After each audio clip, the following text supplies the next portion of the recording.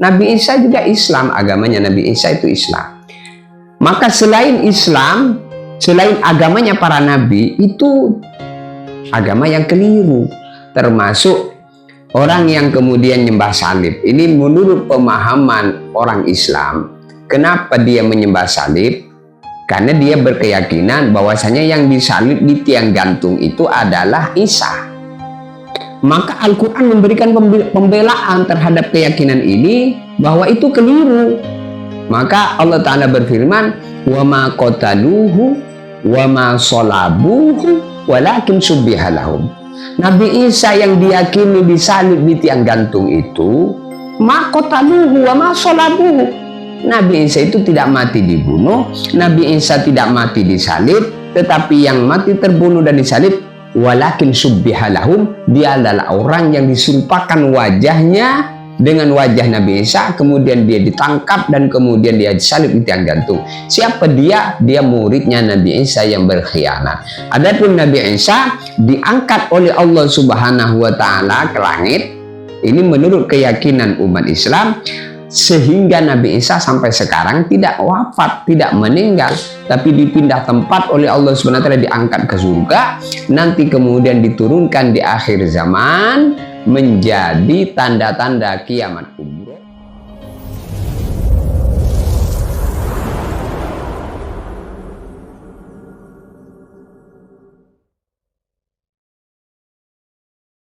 Silahkan pakai mic,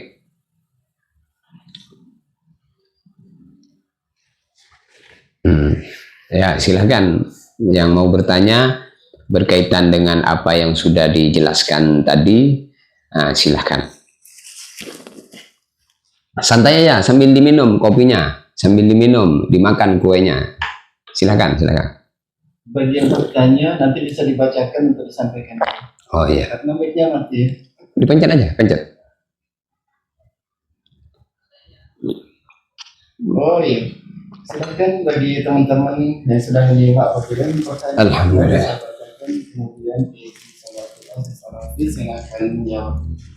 Silakan diketik teman-teman. Alhamdulillah. Pertanyaan terkait doa kita sampai enggak sih kepada si mayat? Silakan. Jangan didengarkan ada dalil yang mengatakan kalau bid'atin dalalah dalalah itu jangan didengarkan teman-teman. Karena masih banyak hadis-hadis lain terkait doa-doa yang akan sampai kepada mayat. Ayo silahkan bagi teman-teman yang ingin bertanya, boleh nggak sih tahlilan atau bakal sampai nggak di saat kita mengirim doa kepada ahli mayat atau ahli kubur? Ayo silahkan yang ingin bertanya, cepat. Nanti saya bacakan agar bisa dijawab oleh Kiai Haji Saleh Abdul Aziz Al-Hafiz atas apa pertanyaan panjenengan. Ayo cepat. Silakan diketik teman-teman.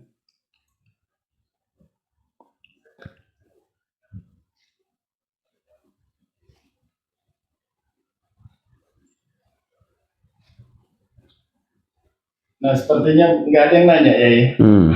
Gimana? Terkait ada dalil mengatakan puluh bid'atin dalalah wa kullu dalalatin finnar. Itu bagaimana ya cara mengantisipasi daripada semacam itu? Ya, jadi itu hadis Nabi, kullu bid'atin dalalah wa kullu dalalah finnar. Maka teks hadis itu harus dipahami pakai kaidah usul fikih. Dalam kaidah usul disebutkan bahwasanya kullun yang ada dalam hadis kullu bid'atin dalalah itu kullun bimakna ba'dun. Kullun yang artinya itu sebagian. Jadi bukan semua bid'ah tersesat dan tersesat di neraka. Bukan semua, tapi sebagian. Kullu bid'ah ay bimakna ba'dun. Sebagian daripada bid'ah itu sesat dan yang tersesat itu di neraka. Apa itu maksudnya sebagian?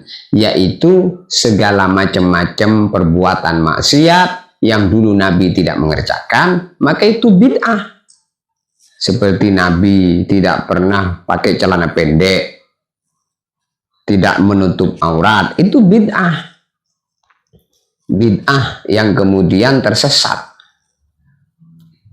Jadi jangan dipahami seluruh bid'ah, bukan seluruh bid'ah, tapi sebagian bid'ah itu tersesat dan sebagian yang tersesat itu di neraka. Oke, siap. Ini ada yang Dan semua yang tersesat itu di neraka. bagaimana teman-teman harus jawaban case sholat terkait pertanyaan saya tadi. Ini ada yang bertanya dari Mas Bocah Kalem, beliau bertanya begini ya. Bagaimana guru bila kita tidak haji tetapi kita ada panggilan haji? Ini gimana maksudnya pertanyaan ini? Tidak haji tapi ada panggilan haji. Tidak, kemungkinan tidak bisa haji tetapi ada panggilan haji dalam hatinya. Ada keinginan, kemungkinan semacam itu. Ini kan iya. pertanyaan, jadi mungkin perlu kita jelaskan lagi. Jadi haji itu panggilan Allah. Orang berhaji, orang berumroh itu panggilan Allah. Sebagaimana kematian. Kalau dipanggil oleh Allah Subhanahu wa Ta'ala untuk mati, matilah dia. Kalau dia dapat panggilan Allah untuk haji, untuk umroh, maka dia pasti mendatanginya walaupun dalam kondisi yang tidak punya apa-apa. Maka banyak kisah orang haji tidak mengeluarkan uang. Karena kalau orang itu sudah dipanggil oleh Allah, yang menyiapkan keperluannya itu Allah. Maka dikatakan bahwasanya keperluan yang dihantar, yang menghantar, yang mencukupinya. Jadi maknanya kalau Allah Subhanahu wa Ta'ala menghendaki untuk datang, maka nanti Allah Subhanahu wa Ta'ala akan memudahkan prosesnya. Jadi kalau orang itu tidak berangkat haji tapi ada panggilan haji, kalau dia dapat panggilan haji pasti dia berhaji. Mungkin kalau dia belum berangkat masih punya keinginan dalam hati untuk berhaji tapi belum berangkat haji, maka keinginan itu sendiri pun juga kita syukuri. Karena bagian daripada nikmat adalah menginginkan perkara yang baik. Maka kebaikan itu ketika diinginkan, ada keinginan kebaikan dalam hati, walaupun belum dikerjakan, dia sudah dapat satu pahala. Kalau nanti bisa dikerjakan, maka dilipat ganda 10 dan seterusnya tergantung keikhlasan. Maka kita ini dalam hidup, walaupun hanya sekedar keinginan, misalnya ingin haji walaupun belum berangkat haji, keinginan terus-terus diperbaharui lagi, ingin umroh, ingin tahajud, walaupun belum bisa tahajud tapi ingin terus ingin sholat berjamaah di masjid, ingin baik begitu. Maka di antara doa adalah, ya Allah letakkan di hatiku keinginan-keinginan kepada yang baik-baik. Jangan sekali-kali engkau meletakkan di hatiku keinginan terhadap yang buruk-buruk. Kenapa? Karena keinginan itu juga amalan. Amalannya hati adalah ingin. Ingin yang baik itu amalannya hati dan itu berpahala yang besar juga. Masya Allah, semoga yang bertanya tadi diberi rezeki oleh Allah SWT, keinginan-keinginannya terwujud, tercita-cita, cita-citanya terwujud, ingin haji nanti berangkat haji insya Allah. Silakan yang mau berangkat haji, berangkat umroh, mari kita bergabung di travel kita PT Khidmah Haramain Indonesia. Kita akan berangkat bersama hamba-hamba Allah sebanyak-banyaknya untuk sowan bareng-bareng, sowan sama Rasulullah.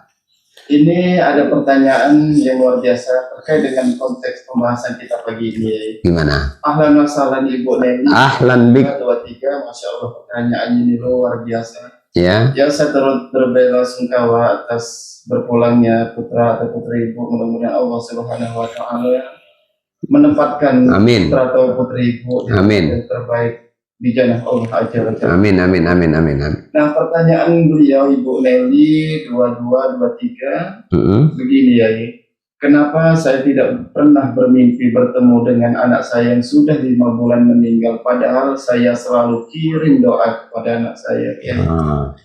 Ini bagaimana? Jadi tidak bermimpi itu bukan suatu keburukan. Tidak bermimpi itu bukan suatu perkara yang perlu kita paksakan supaya kita bermimpi. Saya punya ibu, ini saya cerita pribadi saya. Sejak ibu saya meninggal dunia, Allah firlaha, 2007, saya baru bermimpi sampai sekarang itu baru bermimpi 1 kali di saat hari kematian beliau pada hari yang ketiga. Sampai sekarang belum pernah bermimpi-mimpi lagi. Jadi mimpi itu adalah di saat kita tidur, ruh kita itu bertemu dengan ruhnya orang-orang yang sudah meninggal. Nah, itulah mimpi. Maka ada mimpi yang baik, ada mimpi yang buruk. Kalau mimpi-mimpi yang baik, misalnya ketemu orang soleh, dapat nasihat, ketemu dengan anak kita, kemudian dalam mimpi melihat anak kita itu senang, bahagia, bergembira. Ada satu kisah. Ketika Al-Imam Al-Ghazali meninggal dunia, maka ada muridnya bermimpi ketemu Al-Imam Al-Ghazali.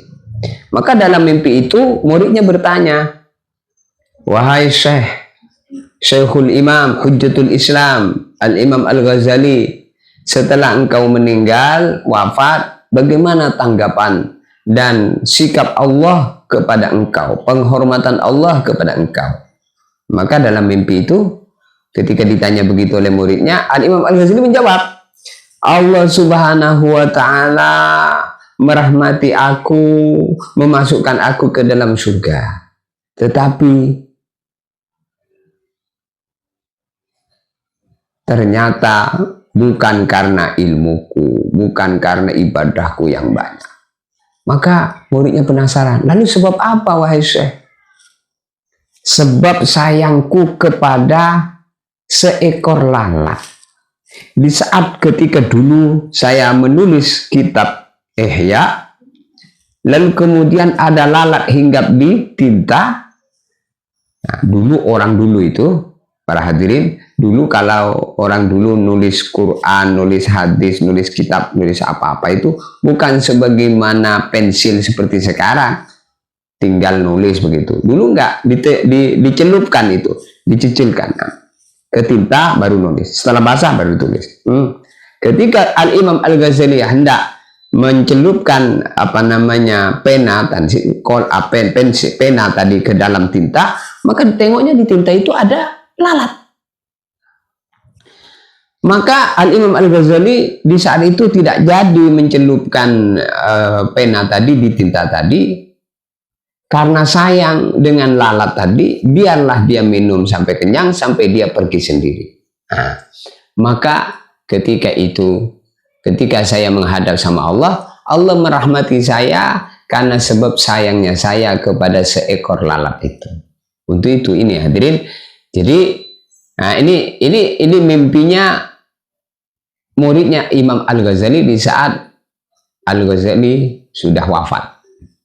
Jadi ini juga jadi pelajaran bagi kita. Itulah yang dimaksud Allah dalam hadis qudsi, irhamu ar-rahimun yarhamuhumur rahman. Orang yang sayang akan disayang oleh Allah. Maka kita sayangi makhluk-makhluk Allah karena Allah. Kesimpulan daripada pertanyaan itu, nggak usah sedih ibu dengan anak yang sudah meninggal dunia. Ibu pengen ketemu dalam mimpi, kemudian tidak ketemu, nggak apa-apa. Ibu tetap kirim Fatihah. Ibu tetap kirim Yasin, Fatihah. Begitu juga yang lain, misalnya pengen ketemu sama ibunya, sama orang tuanya, ayahnya yang sudah meninggal dunia. Karena mungkin sekarang sudah taubat, sehingga menyesal dulu ketika hidupnya sering marah-marah sama ibu, marah-marah sama bapaknya, bahkan pernah mukul, pernah nendang ibu dan bapaknya. Belum minta maaf, keburu meninggal bapak dan ibunya. Maka menyesal dia. Sehingga pengen ketemu dalam mimpi, mau minta maaf. Terus tidak ketemu-ketemu dalam mimpi itu. Gimana cara minta maafnya? Oh, sudah cukup cara minta maafnya itu dengan seorang anak tadi menjadi anak yang soleh, anak yang taubat, rajin sholat 5 waktu, sering baca Yasin, Fatihah, itu sudah cukup. Bergembira bapak dan ibunya sudah memaafkan di alam kubur. Seandainya diperdengarkan kegembiraannya, mereka akan mengatakan, wahai anakku, aku maafkan kamu selama dulu kamu masih hidup nakal, nyakiti saya. Aku senang kamu sekarang taubat, kamu sekarang berubah, kamu sekarang seluruh amalan-amalan kamu itu nak diberikan kepada saya oleh Allah. Saya maafkan kamu, saya bergembira. Begitu kalau diperdengarkan itu ngomongnya begitu ahli kubur itu. Cuman kita memang tidak dengar. Makanya disebutkan dalam riwayat bahwasanya ratapan-ratapan orang di kubur itu didengar oleh seluruh makhluk illa thaqalain, kecuali dua makhluk, al jinnu wal insu, manusia dan jin yang tidak mendengar. Oh, semua mendengar, ayam-ayam mendengar, semua mendengar. Ini banyak pertanyaan gimana ya, banyak sekali. Oh, silakan sampaikan dulu pertanyaan. Untuk Ibu Nelly 2223, alhamdulillah sudah dijawab Haji Shalih Abdul Aziz Al-Hafiz. Diikuti TikToknya Pikir Akhiratnya disukai, ini juga YouTube-nya Cahaya Kalam Ilahi diikuti. Insya Allah ini informasi-informasi yang baik. Nanti setelah diikuti, di subscribe, diikuti semua, dengarkan di situ. Insya Allah mudah-mudahan dapat kebaikan insya Allah. Nah, terkait jawaban dari Haji Shalih Abdul Aziz tadi, Ibu Nelly, dapat saya petik dua hal. Yang pertama, di saat anak ibu atau putri ibu yang telah meninggal dunia ada kesalahan kepada ibu atau bapak, silakan dimaafkan dengan penuh keikhlasan. Dan kedua kalinya Allah Subhanahu wa taala pasti akan merahmati almarhum atau almarhum. Amin. Ibu Nelly, insyaallah. Kemudian ya ada pertanyaan dari Bapak Suwasetia. Assalamualaikum. Waalaikumsalam warahmatullahi wabarakatuh. Ini pertanyaan Bapak Suwasetia. Kalau ada orang kirim pahala, itu ahli kubur tahu gak siapa orang yang sudah kirim pahala untuk si mayat? Masya Allah. Ini pertanyaan biasa dari Bapak Suwasetia. Masya Allah. Masya Allah, Bapak Suwasetia. TikTok Pikir Akhirat Suwasetia. TikToknya Suwasetia ya. Jadi atas pertanyaan itu kembali kepada satu hadis bahwasanya innal mayyit yasma'u qara'a ni'alihim man hadaru. Sesungguhnya mayit di alam kubur mendengar bunyi sandalnya orang yang ngantar ke kuburan, yang datang di kuburan. Itu bunyi sandalnya didengar. Bunyi sandalnya didengar. Kalau bunyi sandalnya orang yang menziarahi kuburnya, yang datang di kuburnya itu dengar, tentunya bacaan Al-Quran yang dibaca di atasnya juga didengar. Doa yang dipanjatkan di dekatnya juga didengar.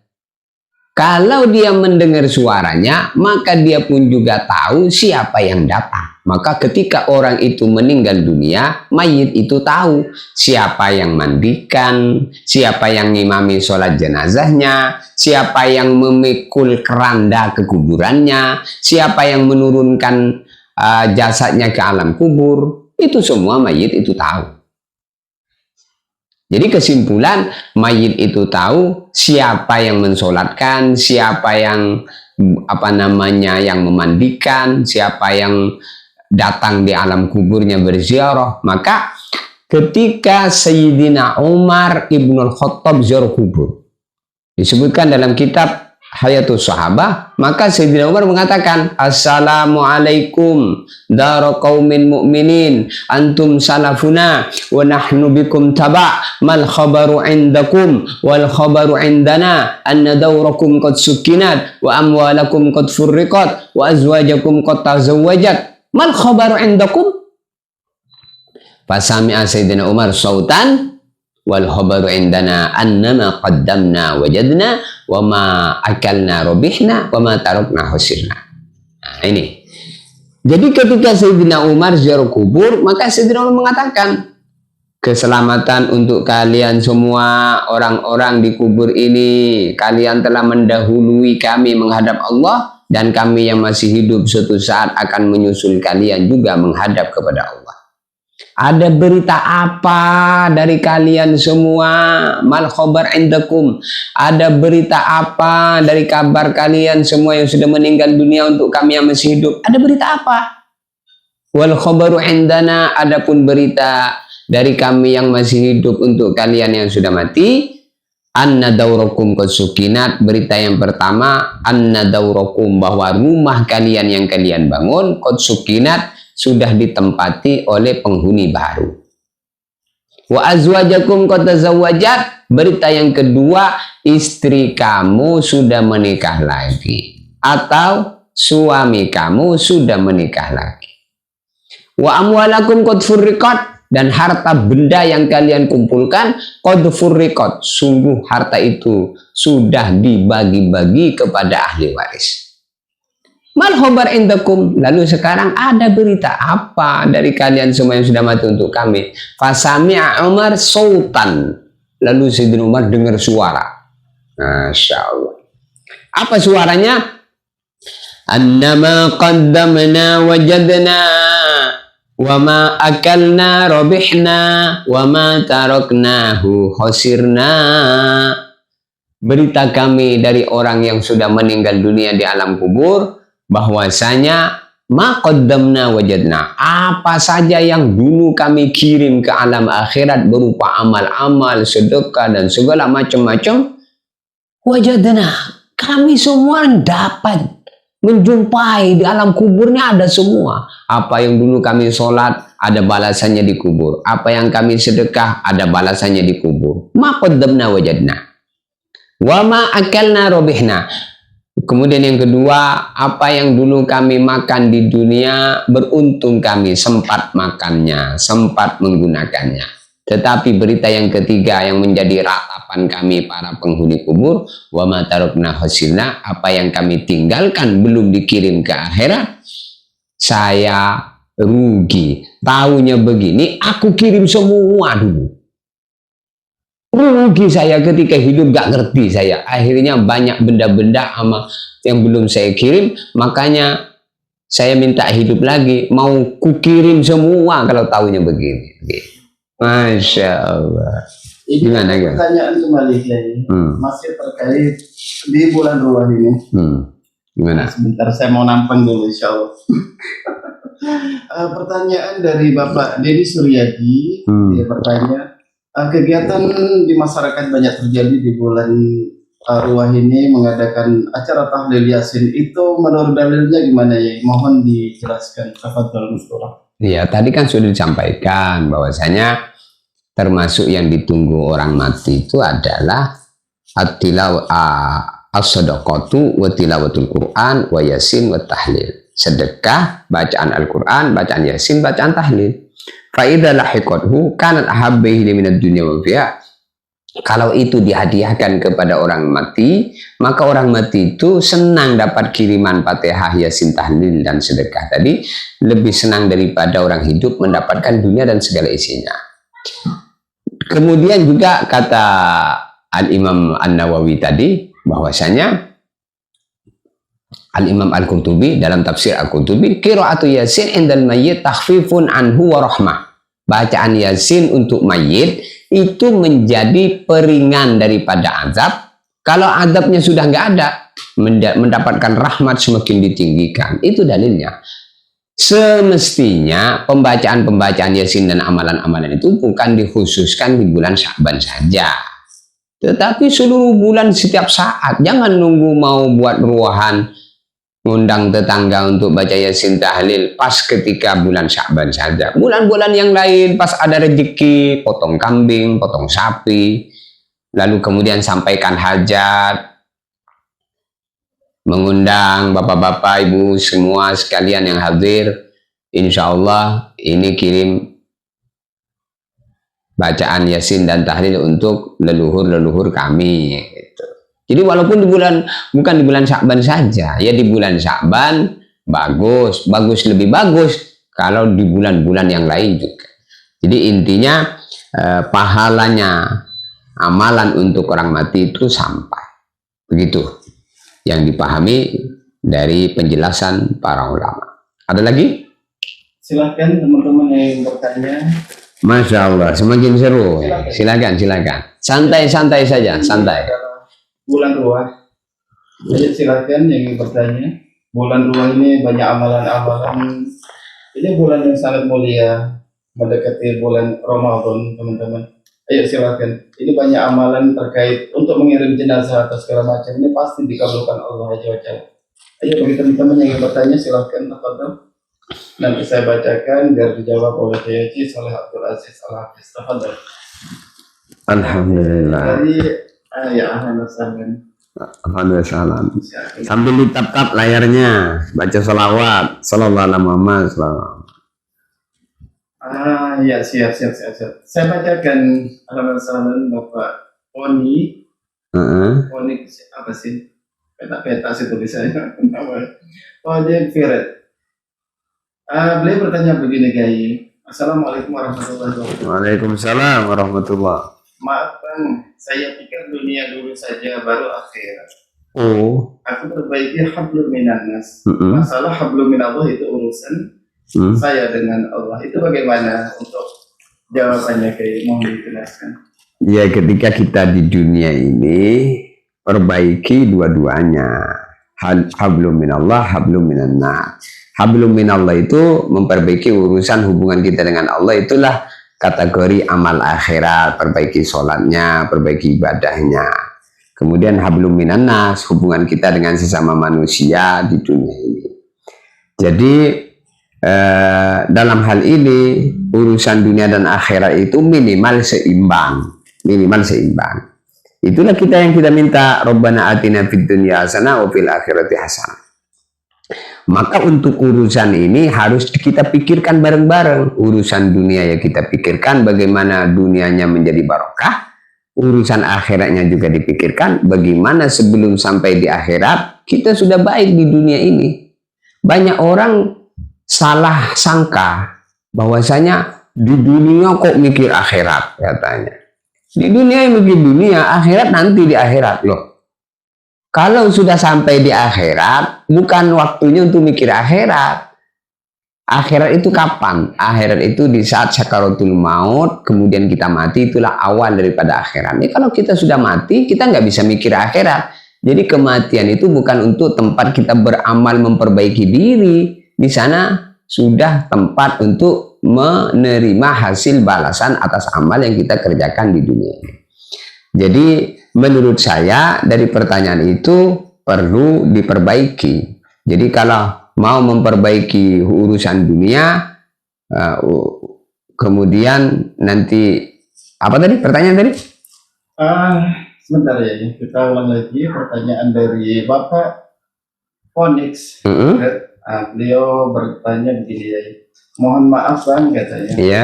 Saya pikir harus mengejar dunia dulu saja, baru akhirat. Oh iya. Aku perbaiki hablum minannas. Iya. Kemudian baru hablum minallah. Jadi maksud dia semacam. Iya. Jadi keliru.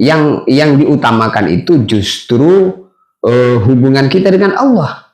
Kalau orang baik hubungannya dengan Allah, Allah perbaiki dengan sesama makhluk Allah. Maka ada hadis begini. Man aslaha ma bainahu wa bainallah. Jadi aslahallah ma bainahu wa bainallah. Jadi pertama yang harus kita utamakan adalah barang siapa memperbaiki hubungan dirinya dengan Allah, maka Allah akan perbaiki hubungannya dengan sesama makhluk Allah. Jadi perbaiki dulu yang pertama hubungan kita dengan Allah, baru nanti Allah perbaiki hubungan dengan sesama makhluk Allah. Bukan dibalik, Abang. Bukan perbaiki hubungan sesama makhluk Allah, urusan dengan Allah nanti, tidak. Tapi itu tetap pertama itu perbaiki hubungan dengan Allah. Man aslaha ma bainahu wa bainallah, aslahallah ma bainahu wa bainan-nas, maka Allah akan perbaiki hubungannya dengan sesama manusia. Jadi kalau orang itu tidak baik hubungannya dengan Allah, dia tidak akan baik hubungannya dengan sesama manusia. Maka tidak dari manusia dulu, tapi perbaiki hubungan dengan Allah dulu. Jaga sholat 5 waktu. Nanti kalau orang baik hubungannya dengan Allah, Allah akan perbaiki hubungannya dengan sesama makhluk-makhluk Allah. Jadi pertama itu kuncinya, man wajadallah wajada kulla syai' wa man faqadallah faqada kulla syai'. Siapa sudah baik hubungannya dengan Allah, maka dia mendapatkan segala-galanya. Mata melihat menjadi pahala, telinga mendengar menjadi pahala, mulut bicara jadi pahala karena baik hubungan dengan Allah. Tapi kalau orang itu tak baik hubungan dengan Allah, itulah orang yang tertutup mata hatinya, maka tidak mampu lagi mendengarkan nasihat kebaikan, mata tak lagi melihat kebaikan orang, telinga tak mampu lagi mendengar nasihat. Nah itu, ketika tak baik hubungan dengan Allah, maka rusak segala-galanya. Allah. Gimana Bapak Konik? Nah, Insya Allah sudah jelas ya. boleh Bapak Konik bisa memberikan komentar atas penjelasan tadi, insya Allah. Kalau saya petik kesimpulan Bapak Konik, artinya kita harus memperbaiki yang pertama hubungan kita kepada Allah Jalla, kemudian hablu minallah kepada manusia, dan ada satu lagi hablu minal alam. Di saat kita bisa berbaik kepada manusia, kepada Allah, wajib hukumnya kita harus berbaik kepada manusia. Di saat kita bisa berbaik kepada manusia, Allah akan ridho di saat kita bisa berbaik kepada Allah. Mungkin Ya. gitu ya. Jadi intinya kalau orang tuh baik hubungannya dengan Allah, menjaga perintah-perintah Allah, menjauhi yang dilarang oleh Allah, otomatis orang tersebut akan baik hubungannya dengan sesama makhluk Allah. Otomatis. Jadi yang diperbaiki pertama kali hubungan kita dengan Allah, seperti urusan sholat. Maka dikatakan bahwasanya innama masalul sholawatil khamsi kamasali ra'si 'alal jasad. Sesungguhnya perumpamaan sholat 5 waktu itu seperti perumpamaan kepala pada badan. Jadi harganya seorang manusia itu ketika punya kepala. Harganya orang hidup ketika punya sholat. Seluruh amalnya berharga di sisi Allah kalau dia punya sholat. Kalau dia tidak punya sholat 5 waktu, seluruh amalan-amalan besar tidak diterima oleh Allah. Sebagaimana jasad manusia ada tangan, ada kaki, tapi nggak ada kepala. Buat apa nilai suatu jasad kalau tidak ada kepalanya? Tapi kalau ada kepala, Masya Allah, walaupun orang dia ini tidak punya kaki, dianggap orang, Masya Allah, kamu ini siapa? Tidak punya kaki, tidak punya tangan. Tapi kalau orang itu tidak punya kepala, walaupun punya kaki, punya tangan, nah itu istilahnya hantu yang menakut-nakutkan. Intinya, perbaiki hubungan kita dengan Allah, maka dengan otomatis orang yang baik hubungannya dengan Allah, Allah akan perbaiki hubungannya dengan sesama makhluk-makhluk Allah. Bahkan bukan sekedar diperbaiki hubungannya dengan sesama makhluk Allah, segala rezeki yang diberikan Allah jadi barokah. Maka orang yang taat rezekinya pasti barokah, matanya itu pasti mata yang baik itu, dan seterusnya dan seterusnya. Masya Allah. Kita lanjutkan, banyak sekali pertanyaan, gimana Kiai? Silahkan. Masalah pagi ini mudah-mudahan Ya. sumber ilmu. Masya Allah. Silakan. Maksud saya sebagai Iya. pembaca. Siap. Allah. Assalamualaikum warahmatullahi wabarakatuh. Waalaikumsalam. Ahlan dasaran Bapak. Ahlan bik. Pak Jambul. Iya, Pak Jambul ada. Saya bertanya begini Kiai. Sambil ditap-tap layar, sambil didukung. Masya Allah. Ada beberapa channel ayo diikuti di YouTube, ada Cahaya Kalam Ilahi, kemudian ada Jalan Dakwah Official. Jalan dakwah ya. Di TikTok ada Abu Khair, kemudian ada Fikir Akhirat. Ayo diikuti. Di Facebook Dan juga ada. Facebook, ya. Masya Allah. Abu Khair, kemudian ada Abu Khair. Haji Soleh Abdul Aziz. Masya Allah. Ikuti semua media, kita akan live sebentar. Masya Allah. Terus. Ini ada pertanyaan dari Bapak Jambunada, kita bacakan Kiai. Udah gimana nih saya baca? Silakan. Mungkin kurang ini ya, kurang apa ya, ini menggugah hati kita semua untuk bermurah kepada siapapun. Masya Allah. Pertanyaan Bapak Jambunada di Masya Allah, berarti panjenengan punya hati yang lembut, begitu perhatiannya dengan tetangga kanan. Masya Allah. Allah SWT. Semoga sifat-sifat yang ada Pak Jambun tadi ada pada kita semua. Perhatian dengan tetangga, memikirkan orang lain. Masya Allah. Begini pertanyaannya Kiai. Gimana? Banyak di antara kita yang seperti orang beriman nih, tetapi saya yakin terkadang 100 meter di sekitar kita masih banyak orang susah. Tapi kita kenapa menutup mata? Padahal kita orang beriman itu bagaimana ya? Itu senada dengan hadis Nabi. Nabi bersabda, "Laisal mu'min billadhi yashba' wa jaruhu ja'i'un 'ala jambi." Laisal mu'min, bukan orang yang beriman, kata Nabi. Billadhi yashba', orang yang dia kenyang, wa jaruhu, sedangkan tetangganya ja'i'un 'ala jambi, kelaparan. Jadi itu bukan orang beriman, kata Nabi. Orang beriman itu selalu memikirkan orang di sekitarnya. Nggak mau ada tetangganya kelaparan, apalagi istri dan anaknya. Jadi kalau ada orang tidak peduli dengan tetangganya, nggak peduli dengan istri dan anaknya, dibiarkan dalam kelaparan, maka tertolak kebaikannya.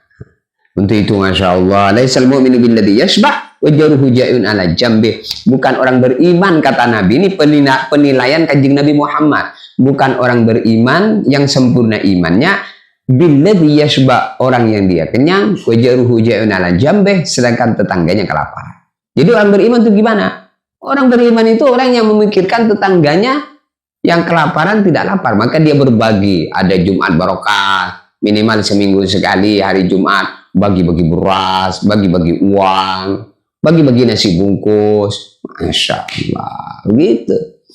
Maka kita cek tetangga-tetangga kita ini, siapa yang kira-kira perlu bantuan, kita bantu. Maka kita minta rezeki kepada Allah itu, rezeki yang Allah berikan kepada kita itu cukup, bahkan menjadikan tetangga kita tercukupi dengan rezeki yang Allah bagi dengan kita. Kita dibagi oleh Allah, lalu kita berbagi dengan hamba-hamba Allah. Ini jadi orang yang dermawan, Masya Allah.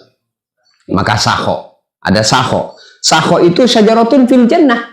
Sakho itu artinya dermawan. Di dalam surga ada satu pohon namanya sakho, pohon sakho. Tidak henti-hentinya orang yang di dunia ini selalu berbuat dermawan, melainkan dia selalu bergelantungan dengan ranting pohon sakho, yaitu amalan dermawan yang ada di dunia ini. Kita dermawan berbagi, maka nanti ketika masuk di akhirat, dia ini akan menikmati buah pohon sakho itu. Masya Allah. Gimana?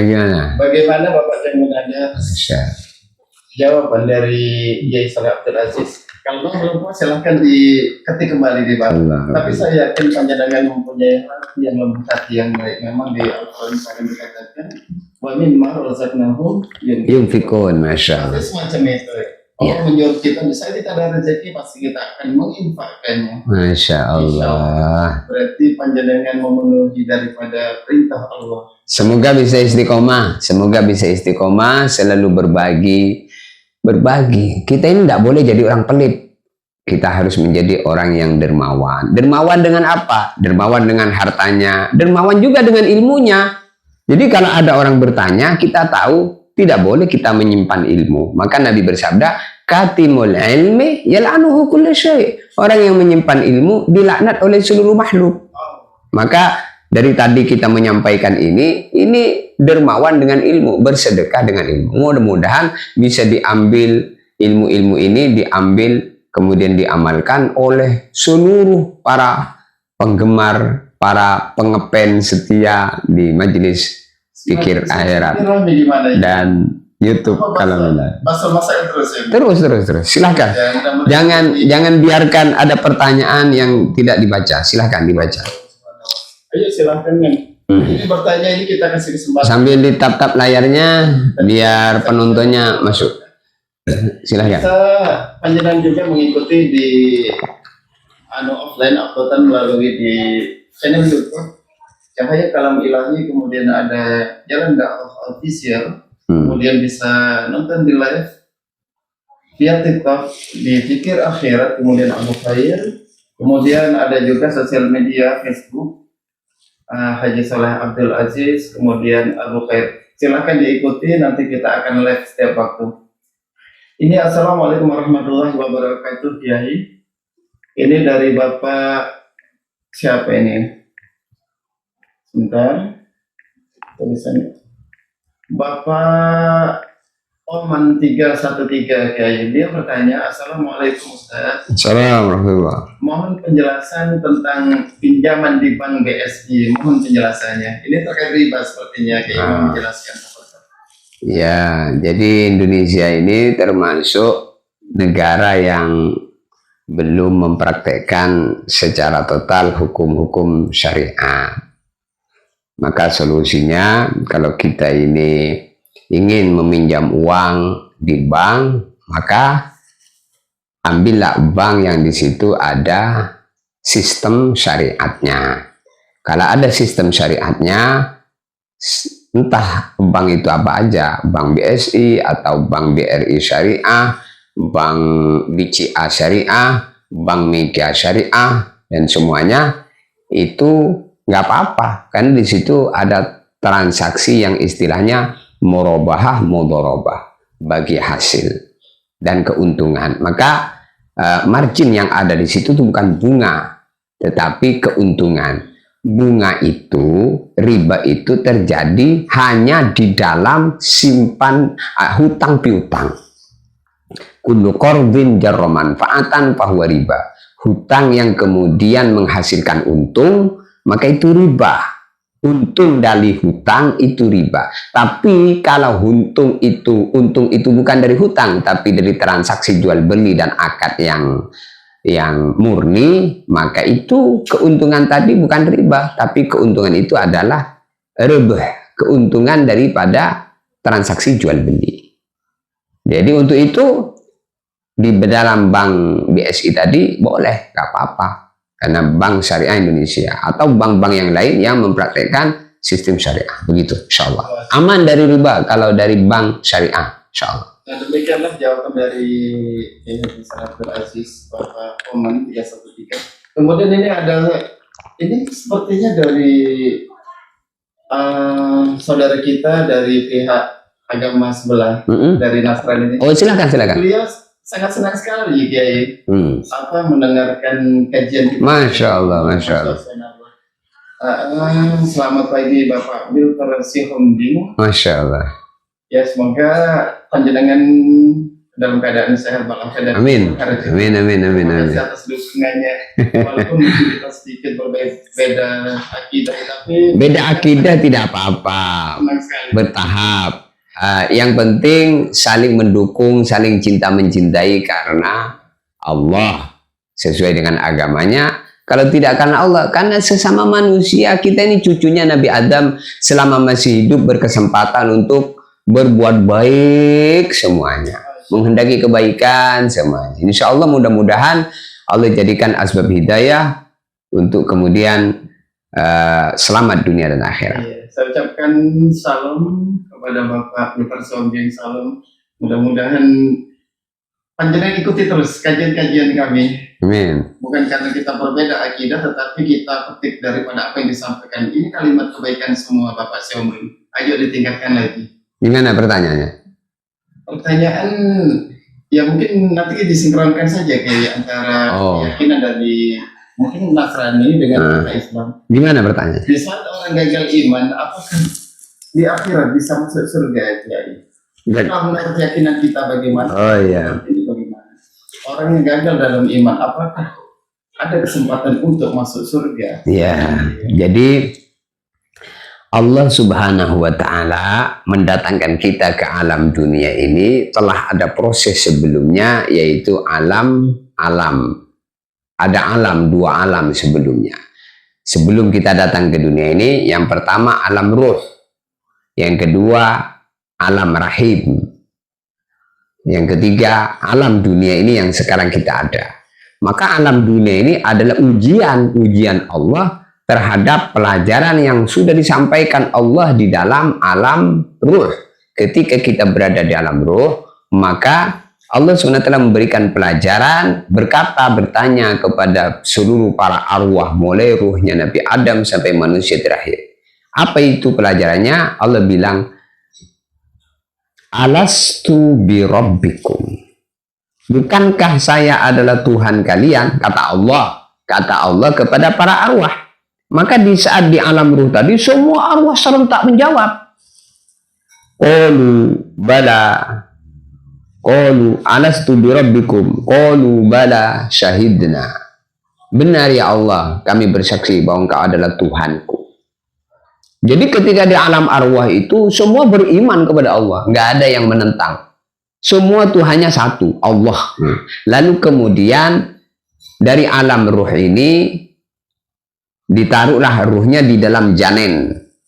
Ketika bayi berada dalam kandungan ibu 4 bulan ditiup ruhnya ditaruh. Maka hiduplah bayi di alam rahim tadi Sampai dia kemudian keluar dari alam rahim 9 bulan 10 hari menjadi bayi. Nah, ketika jadi bayi inilah ujian. Apakah sama dengan pengakuan keimanannya ketika di alam arwah, ruh, masih menyembah Allah atau selainnya? Ini menurut keyakinan orang Islam, mereka punya Quran. Dalam Al-Quran itu disebutkan bahwasanya inna dina indallahil Islam. Sesungguhnya agama yang diterima Allah adalah Islam. Maka agamanya seluruh para nabi itu adalah Islam. Agamanya Nabi Adam Islam, agamanya Nabi Musa, Nabi Isa. Nabi Isa juga Islam, agamanya Nabi Isa itu Islam. Maka selain Islam, selain agamanya para nabi, itu agama yang keliru. Termasuk orang yang kemudian nyembah salib. Ini menurut pemahaman orang Islam. Kenapa dia menyembah salib?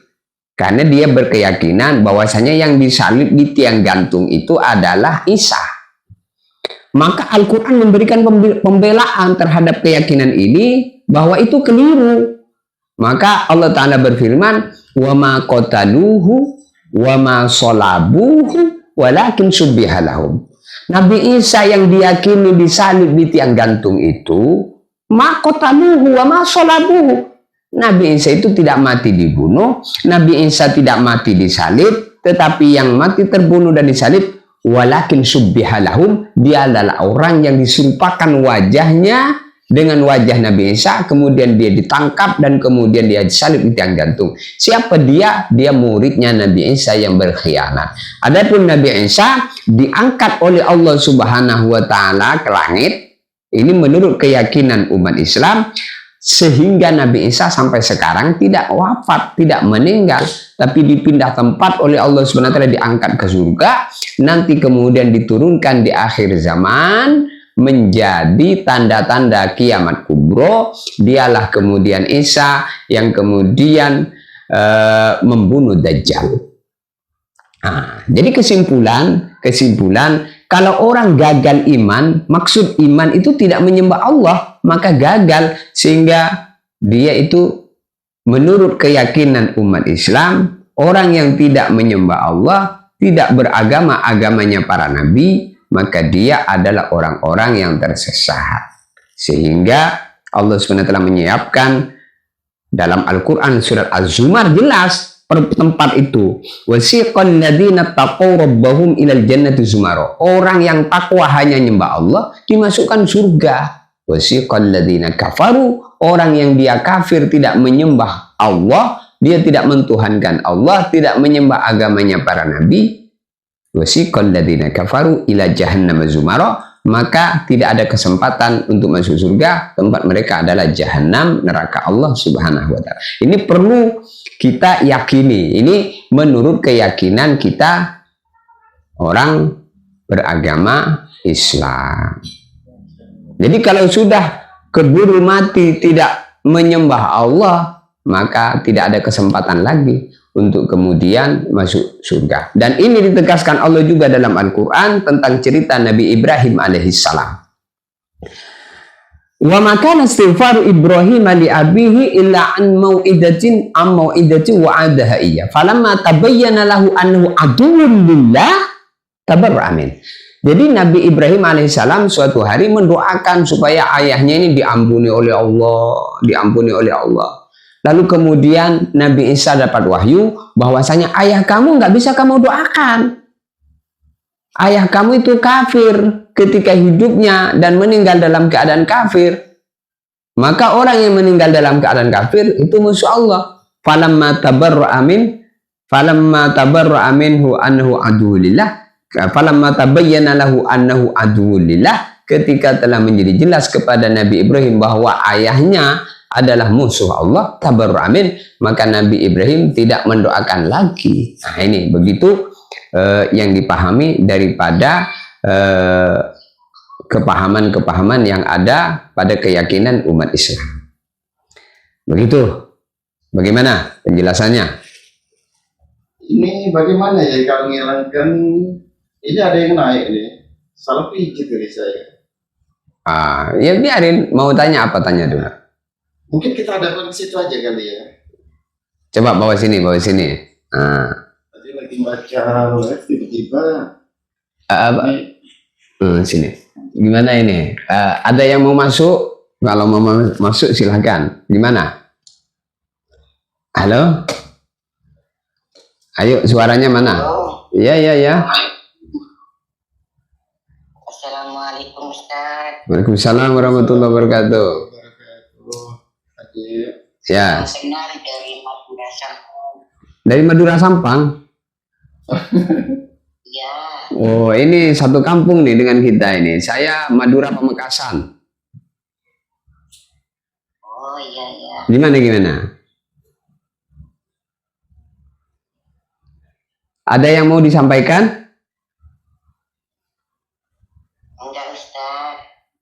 Oh, sedang ikuti anunya, live-nya, TikTok-nya? Ya, aku izin follow ya Ustaz. Siap. Masya Allah. Ini siapa namanya ini? Idi Pangkas Ustaz. Iti Pangkas, Masya Allah, semoga berkah TikToknya, semoga maju. Selalu ikuti insya Allah. Begitu juga ada live-live kita, kebaikan-kebaikan ada disebarkan, ada di YouTube, Cahaya Kalam Ilahi, diikuti insya Allah ya. Ya, sekiranya tidak ada yang mau disampaikan, boleh insya Allah bisa nonton dari layar aja insya Allah ya. Nah, atau Ya. diizinkan untuk kemudian turun supaya layarnya bisa tawajuh insya Allah.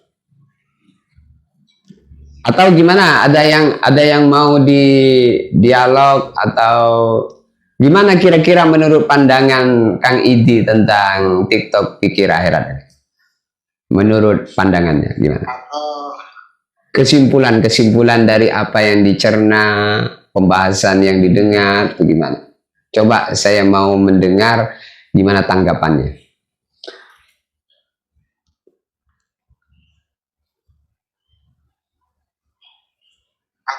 ini Ustaz, saya kalau bahasanya aku kurang ya, soalnya kurang apa ya, kurang paham.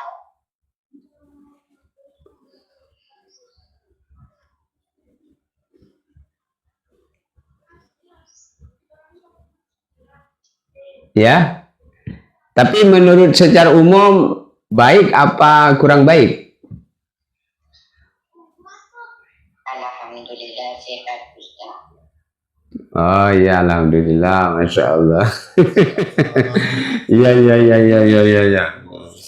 Masya Allah, alhamdulillah. Assalamualaikum Ustaz Soleh. Waalaikumsalam. Masya Allah. Ayo siapa? Masya Allah. Rum baikah? Masya Allah. Selamat, masya Allah. Masya Allah. Silakan ditonton. Masya Allah, Muhammad Uzair. Masya Allah. Masya Allah. Ini disiarkan lagi ya. Iya. Ada TikTok kita ini lagi live serentak. Ada Abu Khair. Iya, ada Abu Khair. TikTok, ada Abu Khair, ada Jalan Dakwah ya, official. Masya Allah. YouTube, kemudian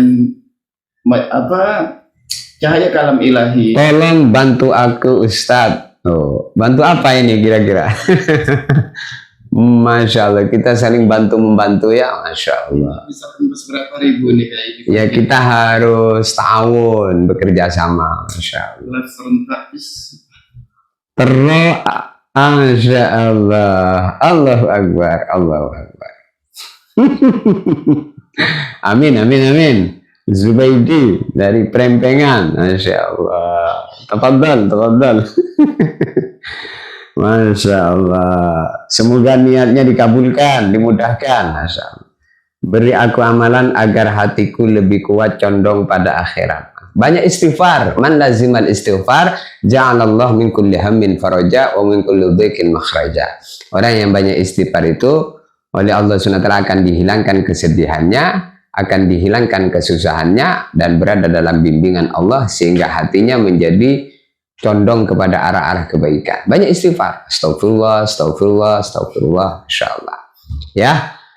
Istaghfiru rabbakum innahu kana ghaffara. Beristighfar kepada Allah, Allah Maha Pengampun. Kalau orang banyak istighfar, dijanjiin Allah dalam Al-Qur'an surat Nuh, yursilis sama alaikum midrara, di rizkinya akan dimurahkan oleh Allah Subhanahu wa taala. Wa yumbitkum bi amwalin wa banin, dia akan diberi harta, dia akan diberi anak. Bagi orang yang belum punya anak, perbanyak istighfar. Bagi orang yang tersendat rizkinya kurang lancar, perbanyak istighfar. Bagi orang yang hatinya suka sumpah gundah gulana, perbanyak istighfar. Apa saja, perbanyak istighfar. Istighfar itu paling sedikitnya astagfirullah. Ada lagi istighfar yang lebih panjang lagi, astaghfirullahaladzim min kulli dzambin adzim wa atubu ilaih.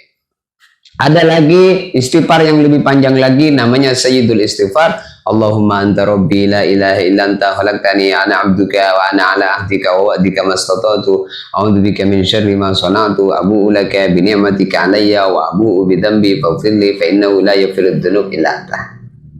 Amalannya itu simpel, perbanyak istighfar, jaga sholat 5 waktu, syukur-syukur bisa berjamaah di tempat adzan berkumandang. Orang yang menjaga sholat 5 waktu, berjamaah di tempat adzan berkumandang, diberi 5. Yang pertama, barokah rezekinya. Yang kedua, selamat siksa kubur. Yang ketiga, menerima catatan amal dengan tangan kanan. Yang keempat, nyebrang sirat secepat kilat. Yang kelima, masuk surga tanpa hisab. Semoga termasuk kita. Masya Allah. Sebentar, kayaknya ada pertanyaan. Gimana? Dari Ibu Delia, siapa ya dia tadi? Panjang betul namanya. Assalamualaikum warahmatullahi wabarakatuh. Raga saya berat untuk menjalani perintah Allah, tapi hati saya sering menangis ingin dekat sama. Ya, itu tahapan-tahapan. Syukuri kalau sudah merasa takut, nangis, ingin taubat tuh syukuri walaupun belum taubat. Ingin sholat, syukuri walaupun belum sholat. Insya Allah kalau keinginan baik selalu ada, suatu saat Allah akan wujudkan kebaikan-kebaikan yang ada di hati itu. Ini ada pertanyaan Kiai. Assalamualaikum warahmatullahi wabarakatuh Kiai. Pakai mic tadi mana mic? Oh iya. Oh iya, Masya Allah. Ini masih terkait di bulan Ruah Kiai. Allah.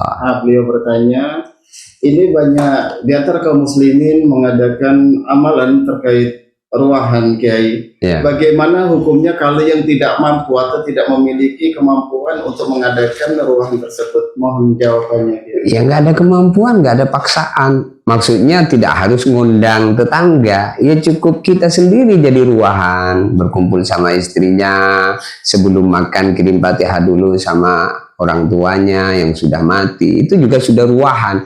Jadi ruahan itu bukan istilah harus sembelih kambing, sembelih ayam, ngundang makan. Bukan harus itu. Ruahan istilahnya itu kirim Fatihah kepada para arwah. Itu maksudnya ruahan. Jadi kalau kita tidak mampu untuk ngundang tetangga, ya cukup kita sama istri dan anak-anak kumpul, kirim Fatihah, makan apa yang ada. Itu sudah ruahan. Gimana? Gimana Ibu Belia sudah jelas?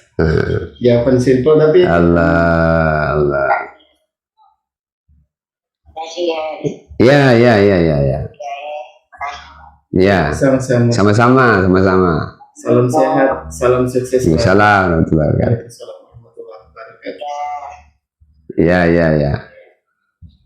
Sekali lagi saya ingatkan teman-teman. Apakah dosa saya diampuni Allah? Kita harus berhusnudzon sama Allah, baik sangka bahwa seluruh dosa kita ini diampuni oleh Allah. Insya Allah kalau kita ini istighfar, Allah janjikan ampunan. Jadi jangan ada keraguan. Kalau kita ini minta maaf sama Allah, Allah pasti ngampuni. Dosa-dosa kita sebanyak apapun dosa, innallaha la yaghfiru ayyushraka bihi wa yaghfiru ma duna dzalika liman yasha. Selain dosa syirik, selain dosa nyembah selain Allah, kalau nyembah selain Allah ya taubatnya harus kembali kepada Islam, menyembah Allah. Selain dosa itu, dosa membunuh, dosa zina, dosa mencuri, semua diampuni oleh Allah. Maka kita jangan berputus asa daripada rahmat Allah.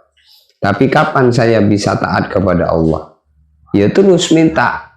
Kalau ikhtiar kita secepatnya Innallaha la yughayyiru ma biqaum hatta yughayyiru ma bi anfusihim. Jadi Bapak kalau pengen taat jangan nunggu waktu, sekaranglah taat. Nah, jangan tanya kapan saya bisa taat. Yang bisa menjawab itu antum sendiri. Maka tidak boleh nunda-nunda waktu, karena waktu itu kita nggak tahu kapan Allah mencabut nyawa kita. Ketika sampean ada ingin taat, di saat itulah kita kerjakan taubat kembali kepada Allah. Nah, apakah waktunya sudah ditetapkan oleh Allah? Ya, semua sudah ditetapkan oleh Allah, cuman kita nggak tahu kapan waktunya. Maka untuk itu ikhtiar-ikhtiar kita itu harus dimulai dengan ikhtiar secepatnya. Wasari'u ila maghfiratin min rabbikum wa jannatin. Bersegera kamu menuju ampunan Allah, menuju surga Allah. Maksudnya bersegera itu segera tobat gitu. Usahanya ke situ. Rumbai, assalamualaikum Pak Ustadz. Waalaikumsalam. Silakan, ada yang bertanya dari live-nya TikTok Abu Khair. Ya, siap. Ini dari TikTok Abu Khair. Assalamualaikum Ustaz. Di bulan Allah, menjelang bulan Ramadan ini adalah bulan yang sangat mulia dan doa kita pasti akan dijawab Allah Subhanahu wa Ta'ala. Ya. Tetapi saya sering berdoa siang malam, tetapi sampai detik ini belum dikabulkan oleh Allah. Maka apa yang harus saya lakukan ikhtiar ini? Apa saya harus legowo atau saya hentikan doa-doa ini karena belum dijawab sampai sekarang? Jadi doa itu dijadikan 3 perkara. Dalam kitab Nashihul Ibad, seluruh doa yang kita panjatkan kepada Allah itu, Allah Subhanahu wa Ta'ala akan menjadikan doa itu 3 perkara. Yang pertama, Allah menjadikan doa yang kita panjatkan itu dijadikan penghapus dosa kita. Mungkin kita minta banyak apa-apa, minta apa, tidak dikasih itu karena dosanya masih banyak. Mau dijadikan penghapus dosanya itu. Kemudian yang kedua, Allah memberi di dunia dengan doa itu, tetapi bukan sebagai balasan. Itu sekedar bonus saja, bonus. Kemudian yang ketiga, inti daripada doa itu disimpan oleh Allah di akhirat. Jadi hasil daripada doa yang kita panjatkan itu ibadah, kan ibadah itu doa, maka doa itu disimpan di akhirat. Jadi kalau misalnya kita ini doa minta apa tak sesuai dengan harapan, jangan kita kecewa, karena doa itu sendiri adalah ibadah. Nah, Allah hendak menengok sikap kita apakah tetap istiqomah dengan doa. Maka kita walaupun jadi tidak ada istilah doa itu tidak diterima ya. Semua doa itu diterima oleh Allah Subhanahu wa Ta'ala, hanya saja Allah yang tahu dengan hikmahnya. Maka kita tetap istiqomah terus, apa yang kita minta terus istiqomah.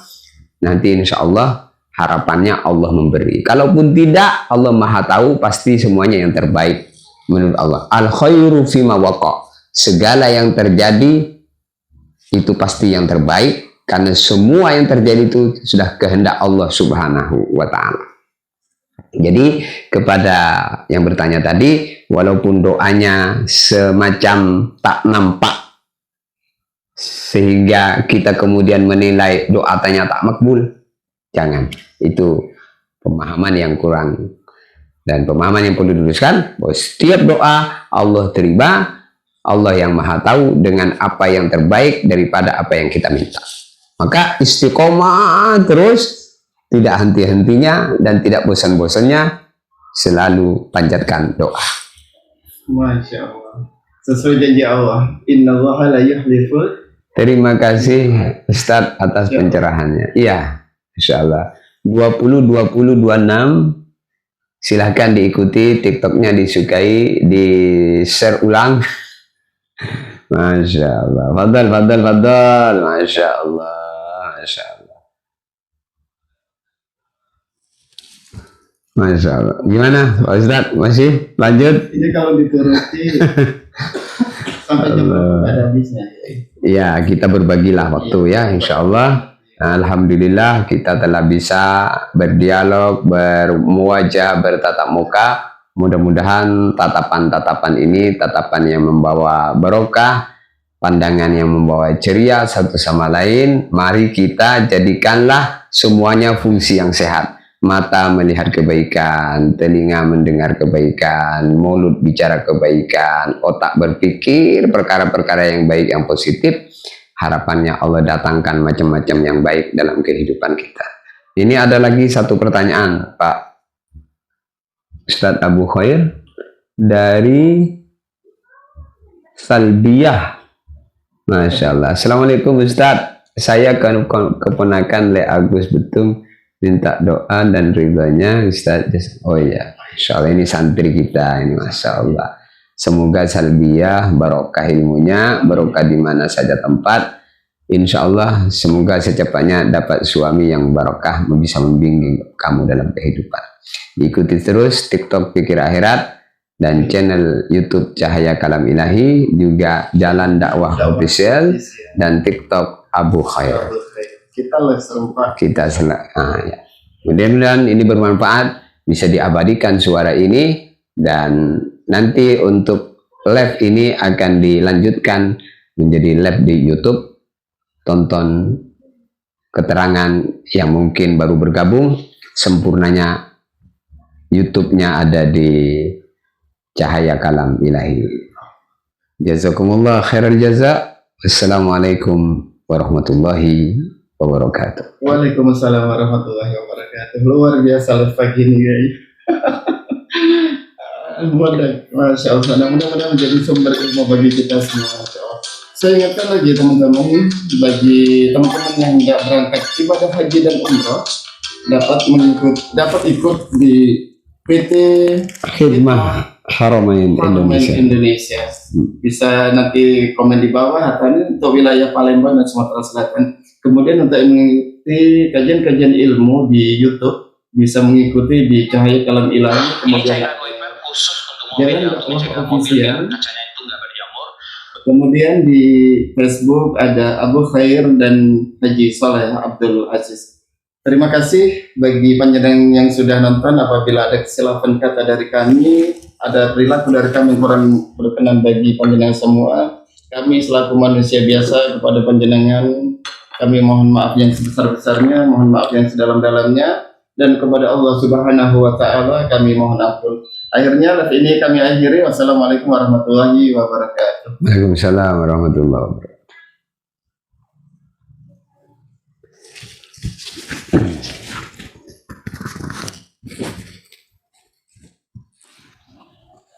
Alhamdulillah. Ya itu tak. Oh, TikToknya langsung naik. Yang ngetek itu 5.000, 6.000, 7.000. Ya. Bagus. Kalau bahasa masa ini, Masya Allah. Nah, ini nanti berarti anu tak. Ini